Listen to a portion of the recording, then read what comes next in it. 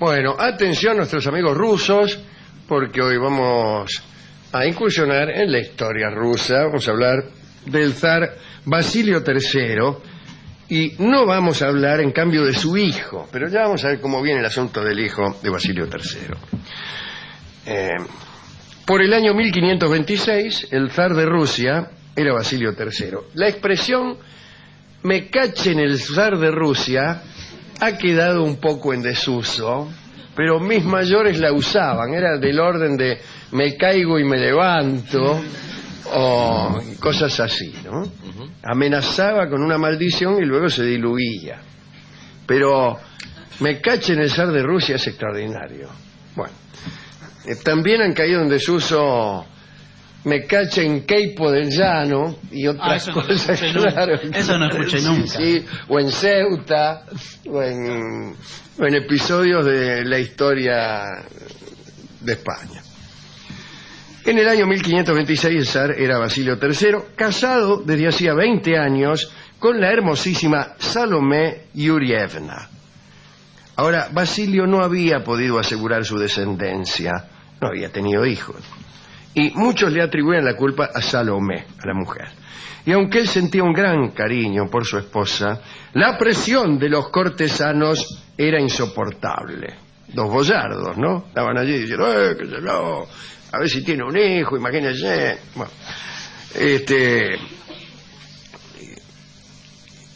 el zar, por más que quería a su mujer, se había puesto a pensar, ante la presión de la corte, en reemplazarla antes de perder la capacidad de procreación, pensaba él. Mirá, si un día cualquiera me levanto y pierdo la capacidad de procreación, decía Basilio III. Basilio tenía 50 años, que en aquellos días era mucho, y ahora también. Pero tenía miedo. Salomé, la mujer, consciente de la decepción de su marido, andaba a viajar a lugares de curación, playas, fuentes, aguas termales, curanderos. Se hacía fricciones por aquí, por allá, con aceite y miel, por ejemplo, que según andaban diciendo era un buen remedio para conseguir la fecundación, pero nada, todo era en vano. Cuentan que Basilio ya estaba un poco fastidiado, ¿no? No podía ver un nido sin que le saltaran las lágrimas. Fíjate vos, se había puesto un poco loco, ¿no? Le decía a su séquito de nobles, a su cohorte de alquilones, que los pájaros eran más felices que él. Ay, dice, mire, Mijail, los pájaros son más felices que yo porque tienen descendencia, y míreme a mí, bañado y sin fiesta. Incluso había anulado una parte del ceremonial, del protocolo ruso, que indicaba que cada vez que le nacía un hijo a un cortesano, este hijo fuera presentado al zar, una pequeña ceremonia. Bueno, el zar había anulado esa ceremonia para no sentirse envidioso. Le venía, ay, mire el hijo que tenía, yo no tengo hijo, qué sé yo, porquería. Le daba bronca. Más o menos como le pasa a los vecinos de enfrente cuando ven que uno tiene luz. Además, Basilio estaba preocupado por sus dos hermanos. Tenía dos hermanos, Yuri y Andrés, que iban a heredar el trono si él no tenía hijos. Y parece que los dos hermanos eran muy ineptos, dos malandrines. Un día, unos nobles sugirieron a Basilio lo siguiente. Señor, dice, la higuera estéril debe arrancarse para plantar otra en el huerto. Al principio no entendió, Basilio, porque era medio duro de entendedera. Pero después comprendió y sin ningún remordimiento le dijo a su esposa que se retirara a un convento. Le dijo, andate a un convento. Y ella le respondió que no merecía esa penitencia luego de tantos años de amor fiel. Veo cómo son las mujeres cuando uno les sugiere que se retiren a un convento. Salomé fue expulsada del palacio y recluida de prepo, en el convento de Suzdal, donde encima le cortaron el pelo como símbolo de haber sido rechazada. Bueno, los cortesanos que defendieron a Salomé en aquellos días fueron desterrados. Así que vos defendiste a Salomé, desterrado. Después de librarse de Salomé, Basilio empezó a buscar otra esposa. ¿Cuáles eran las reglas de la Iglesia ortodoxa para el hombre que repudiaba a su mujer? Muy sencillas. No podía volver a casarse mientras ella viviera. ¿Qué hizo Basilio ante esas reglas? Nada, dijo, yo me caso igual. Muy bien. El patriarca entonces, jefe de la Iglesia ortodoxa rusa, le lanzó una advertencia que era una maldición, en realidad decía. Si contraes segundas nupcias, tendrás un hijo malvado, y el terror y la desdicha asolarán tus estados y acortarás tu vida. Basilio no le hizo caso, o mejor dicho, le hizo caso por la mitad, porque en la primera mitad la maldición decía que iba a tener un hijo. Todo lo demás prefirió no oírlo. Y bueno, según la costumbre, el zar debía llamar a todas las mujeres casaderas del país para elegir durante una ceremonia que se llamaba el Smotrini, a la que compartiría su lecho, ¿no? Era como un concurso de belleza, ya hemos hablado aquí, se juntaban las mejores minas del reino, salían entenados ahí, enviados especiales del rey o del emperador en este caso, y elegían cada padre, dice, elíjame de este pueblo 10. Toda de familia, tenían que ser de buena familia, imagínense. Era más exigente, andá a saber quién se creía que era, ¿no? El zar de Rusia. Sí. Y después las juntaban todas en un bailongo, iban mirando, esta sí, esta no, esta sí, esta no, hacían una primera remillada. Iban sacando, primero echaban a las que habían entrado equivocadas. Sí. No hay repechaje ahí. Claro. No, capaz que le gustaban al que fue a buscar, pero no al zar. Claro. Y bueno, después elegía. Pero resolvió prescindir de esa, mirá qué fe, ¿no? De ese concurso, y anunció por sorpresa que quería tomar como esposa a Elena Glinskaya, una lituana muy hermosa, que ya le venía gustando de antes al tipo, ¿no? Elena provenía de Europa Occidental, dice que impresionaba su libertad de costumbres, que estaba bien lejos de las prácticas de las chicas rusas de aquel momento, ancladas en la ignorancia, la mojigatería y las supersticiones. Una de las virtudes que ostentaba Elena era su escote. Basilio estaba tan enamorado de ella que se afeitó la barba, accediendo a un pedido de ella. Aquello era una decisión tremenda en aquel momento, ¿no? Bueno, se casaron. Festejos nupciales duraron 3 días. Se bendijo a la pareja con un montón de procedimientos mágicos para hacerla fecunda, ¿no? Se espolvorearon los hombros de los esposos con lúpulo, le hicieron beber jarras de hidromiel, la comitiva encendió cirios enterrados en toneles de grano. En el lecho nupcial, bueno, arrojaron trigo. Un poco molesto. Incómodo, sí.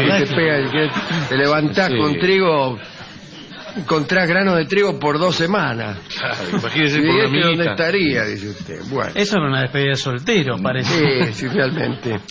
Oye, y cuando se fueron a sus aposentos, los despidieron con aplausos, porque pensaban que eso debía incentivar a la pareja. Pero no pasó nada. Y con toda esa parafernalia. Parece que el pueblo empezó a comentar que era porque Dios desaprobaba aquella unión de Basilio. Varios meses después, había un monje, Pasmuncio Borosquiu, que mandaba unas plegarias que él decía que iban a dar resultado, y las plegarias fueron escuchadas, o algo así. Elena quedó embarazada. Basilio llenó de regalos a Borosquiu, e incluso lo canonizó en vida, que era mucho, San Pasmuncio. En agosto de 1530 nació un niñito, llamado Iván, que sería nada menos que Iván el Terrible. Dicen que en el momento del nacimiento retumbó un trueno en el cielo diáfano. Bien. Poco después comenzó para algunos el cumplimiento de la maldición del jefe de la Iglesia Ortodoxa, el patriarca. Basilio fue a cazar y regresó con una herida en la cintura. no sé con qué se la hizo. Y esa herida no se le curaba, y en realidad no se le curó nunca. No dejaba de supurar, disculpe la expresión. Cada vez que le cambiaban las cataplasmas, un olor nauseabundo le salía de la herida, le salía. El zar apestaba. En su desesperación se echaba litros y litros de vodka en la herida y lo que le sobraba se lo escabeaba. Para ver si se sanaba, ¿no? Pero la infección iba de mal en peor y Basilio entró en agonía. Su último deseo fue que lo nombraran monje, según creen todos, para salvar su alma. Dijo que no quería que lo enterraran como un monarca todopoderoso, sino como un monje. Y antes de morir lo llamaron Fraile Barlaán y con ese nombre murió pocas horas después. Pero la maldición continuó. Helena quedó como regente y, temerosa de que estos hermanos de Basilio, ¿se acuerda? Yuri y el otro, le arrebataran el poder, los apresó y al final se murieron de hambre en la cárcel los dos cuñados. Los dos cuñados, un bar y heladería que queda en Hurlingham, o quedaba en Hurlingham, en Vergara y Roca, me parece. Bueno. En honor a ellos. En honor justamente a Yuri y ¿cómo se llamaba el otro? No me acuerdo. Ahora enseguida te digo cómo se llamaba, yo lo tenía por allá. ¿André dicen? Andrei debía ser, ¿no?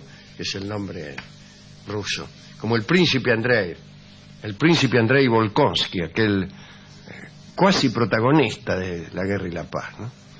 Bueno, se murieron de hambre en la cárcel los dos cuñados. Los partidarios de los dos cuñados, de los hermanos del zar viejo, que siempre los cuñados en las monarquías tienen sus partidarios, y los hermanos, ¿no? Como los carlistas, por ejemplo, juraron vengarse, dice, nos vamos a vengar. Y el 3 de abril de 1538, Helena murió envenenada. Parece que ella tenía miedo de que la envenenaran, se cuidaba mucho, y solo comía lo que plantaban, pero le envenenaron las plantas. Lo que plantaba ella misma, ponerle batata. Sí. Yo, dice, solamente como las batatas que yo misma planto. Y le envenenaron la batata. En la misma plantación. Fueron ahí, enterraron una, qué sé yo, una jeringa. Claro. Y echaron... La tipa dice, esta la planté yo, arranca la batata, ay, dice que me van a envenenar. Se la comió todo y quedó ahí redonda. Muerta soy. Tenele fe a las plantaciones. Parece mentira, ¿no? Incluso si vos regás un árbol de naranja, Sí. ponele con arsénico y encaje antiguo, la gente que se come esa naranja queda completamente afuera de la dinastía.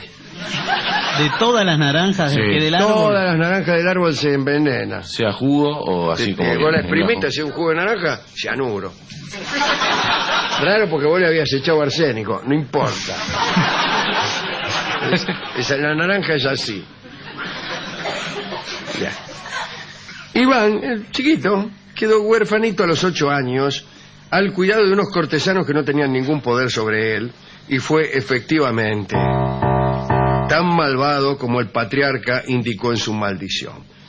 ¿Qué podemos conjeturar de todo esto? Que las maldiciones existen. Claro que existen las maldiciones. Me hace que sí una señora mientras hace cuernos. Bueno, qué extraordinario, ¿eh? Fuimos a la discoteca a pedir un disco. El discotecario me dijo que sí, que las maldiciones existían y que a él una gitana le había dicho, ojalá que se te caiga todo el pelo. Y mire, me dijo. Pelado. No.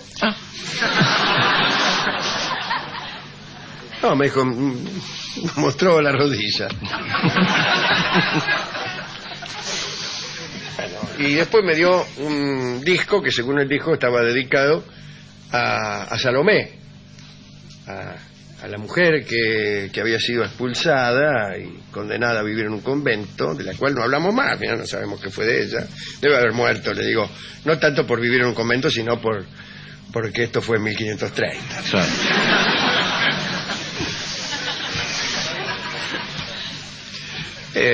La novia ausente se llama está bien. este disco, este tango de Enrique Cadícamo, que va a cantar ahora mismo Jorge Vidal y que ciertamente fue escrito en conmemoración a este repudio de Basilio III por su esposa. En algunos días quizá hablemos de Iván el Terrible. No hace tanto hablamos de los primeros años de Iván el Terrible, o sea, cuando era un poquito terrible nada más. Y vamos a hablar de toda la vida de Iván para asustar. O en Ceuta, o en episodios de la historia de España. En el año 1526 el zar era Basilio III, casado desde hacía 20 años con la hermosísima Salomé Yurievna. Ahora, Basilio no había podido asegurar su descendencia, no había tenido hijos, y muchos le atribuían la culpa a Salomé, a la mujer. Y aunque él sentía un gración, pensaba él, mirá, si un día cualquiera me levanto y pierdo la capacidad de procreación, decía Basilio III. Basilio tenía 50 años, que en aquellos días era mucho, y ahora también. Pero tenía miedo. Salomé, la mujer, consciente de la decepción de su marido, andaba a viajar a Bueno, atención nuestros amigos rusos, porque hoy vamos a incursionar en la historia rusa. Vamos a hablar del zar Basilio III y no vamos a hablar en cambio de su hijo, pero ya vamos a ver cómo viene el asunto del hijo de Basilio III. Por el año 1526 el zar de Rusia era Basilio III. La expresión "me cachen el zar de Rusia", tan cariño por su esposa, la presión de los cortesanos era insoportable. Los boyardos, ¿no? Estaban allí diciendo, qué sé yo, a ver si tiene un hijo, imagínense. Bueno, el zar, por más que quería a su mujer, se había puesto a pensar, ante la presión de la corte, en reemplazarla antes de perder la capacidad de procrear. Ha quedado un poco en desuso, pero mis mayores la usaban, era del orden de me caigo y me levanto, o cosas así, ¿no? Amenazaba con una maldición y luego se diluía. Pero me cachen el zar de Rusia es extraordinario. Bueno, también han caído en desuso me cachen Queipo del Llano y otras cosas. Eso no escuché nunca. Sí,